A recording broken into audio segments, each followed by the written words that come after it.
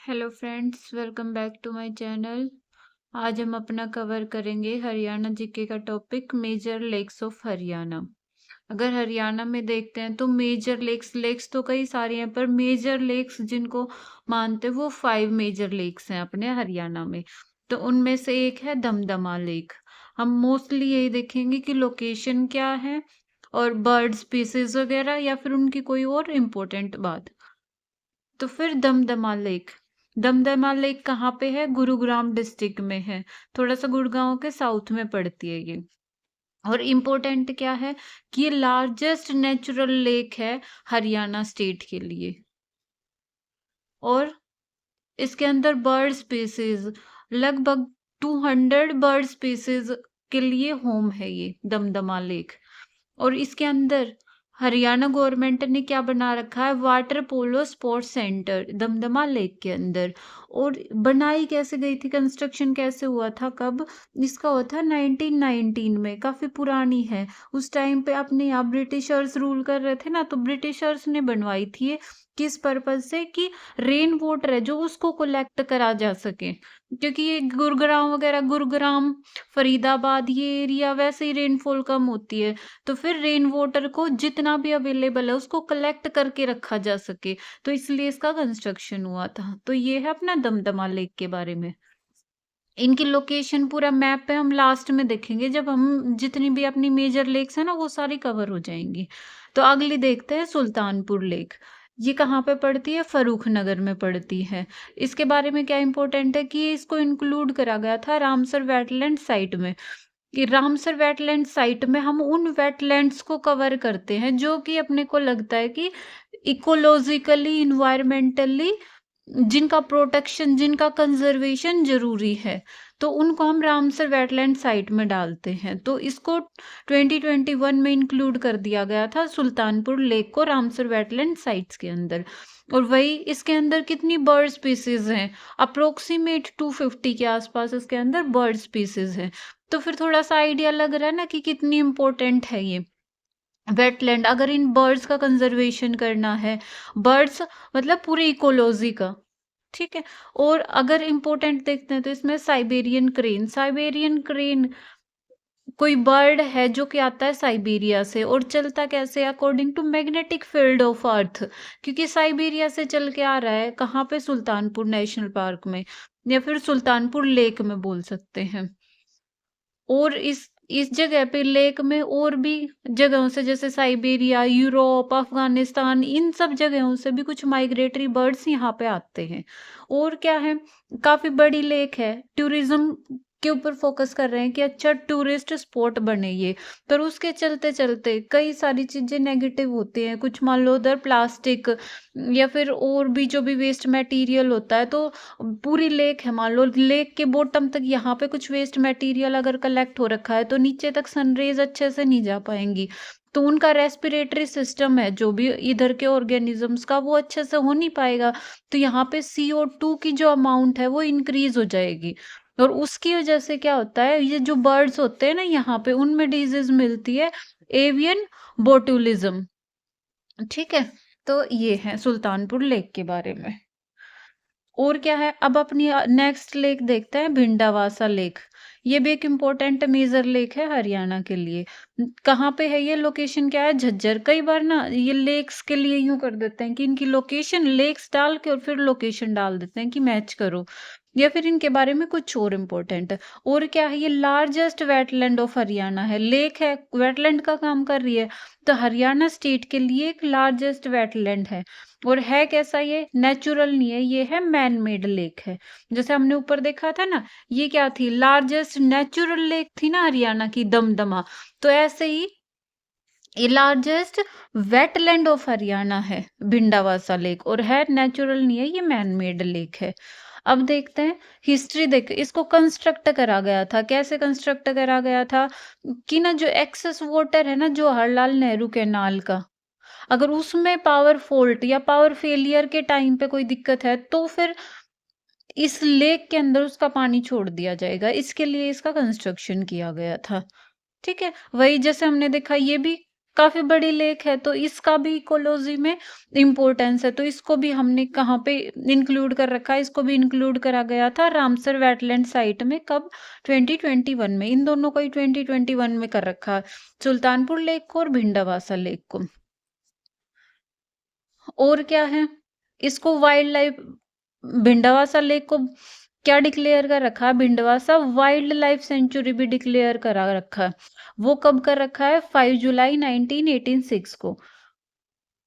ठीक है, एक एक इसको क्या करा गया था? इसको करा गया था bird sanctuary, government of India ने डिक्लेयर करा था इसको। यहाँ पे तो था वाइल्ड लाइफ सेंचुरी, वो कब डिक्लेयर हुआ था? 1986 में। पर इधर 2009 में करा डिक्लेयर गवर्नमेंट ऑफ इंडिया ने इसको बर्ड सेंचुरी भी, भिंडवासा लेक को ही।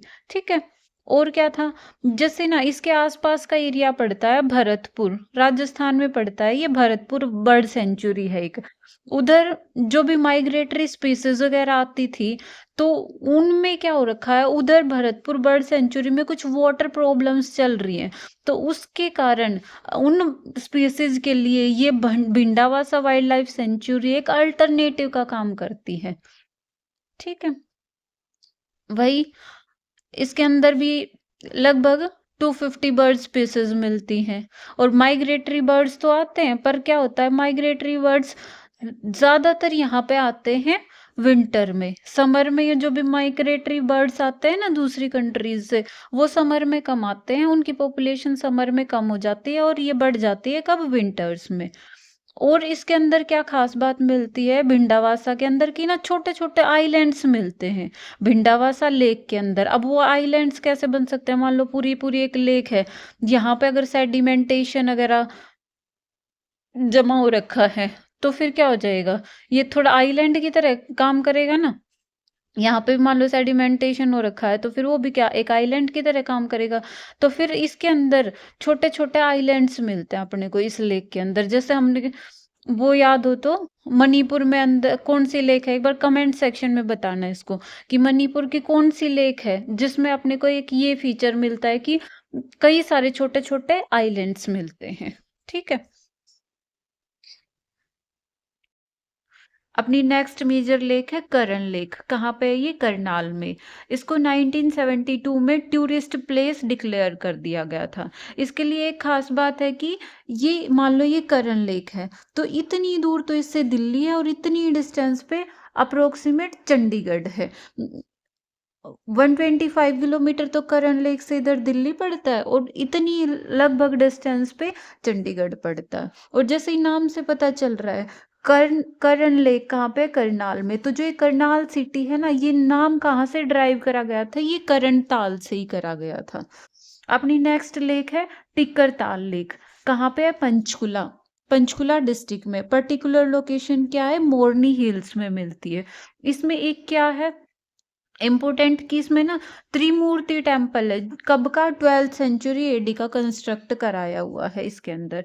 तो गाइज ये अपनी होगी मेजर लेक्स। कौन कौन सी थी? एक तो दमदमा लेक गुड़गांव में है, सुल्तानपुर फारूक नगर में पड़ती है, भिंडावासा लेक झज्जर में पड़ती है। इनकी हमने मोटी मोटी चीजें देखी थी, क्या इनके लिए इम्पोर्टेंट है।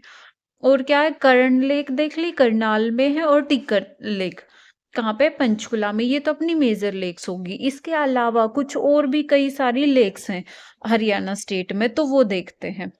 तो पहली लेक है इनमें, फरीदाबाद के अंदर आती है भड़खल लेक। ये क्या है? एक एंशियंट टाइम में ऐसा माना जाता है कि जो स्टेट के अंदर फ्लड आती थी ना, उनमें से उनके रीजंस में से एक रीजन थी अपनी भड़खल लेक। तो उसके बाद क्या करा गया? 1947 में इस लेक पे एक डैम का कंस्ट्रक्शन करा गया, ताकि इसके वाटर जो एक्सेस वाटर है उसके फ्लो को रेगुलेट करा जाए। और दूसरा मेन रीजन क्या था? इरिगेशन पर्पस के लिए, क्योंकि एरिया कौन सा है? फरीदाबाद, गुड़गांव, पलवल, नू, थोड़ा सा यहाँ पे क्या ड्राई एरियाज हैं, इतनी ज्यादा रेनफॉल होती नहीं है, तो इरिगेशन पर्पस के लिए एक इम्पोर्टेंट लेक है ये। और दूसरा क्या है?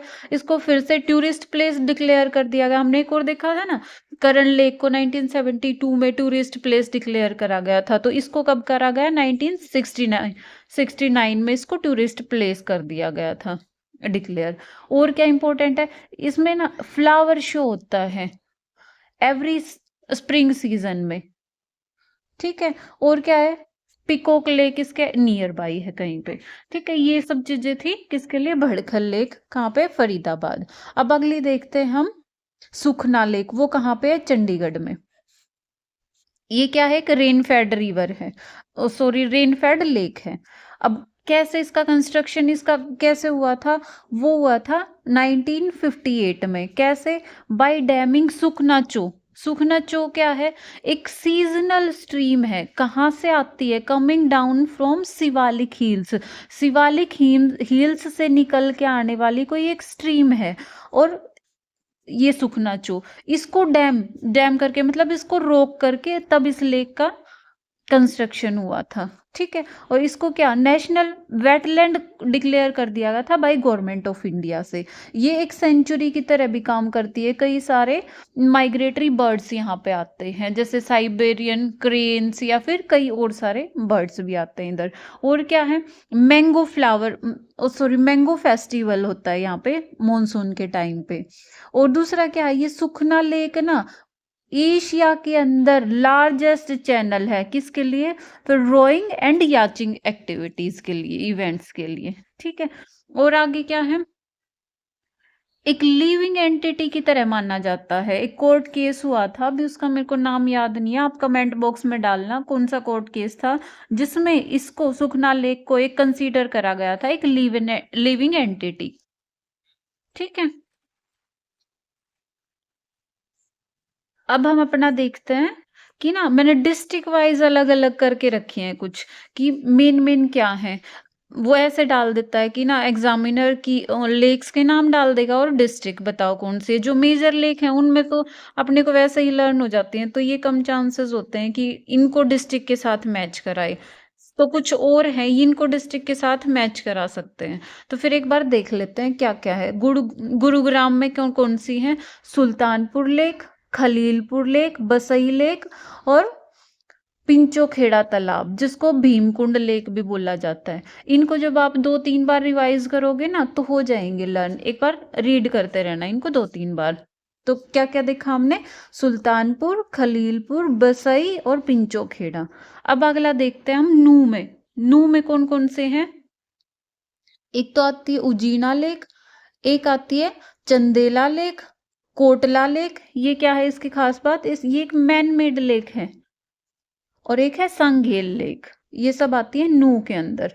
पलवल में क्या है, दबचिक लेक है।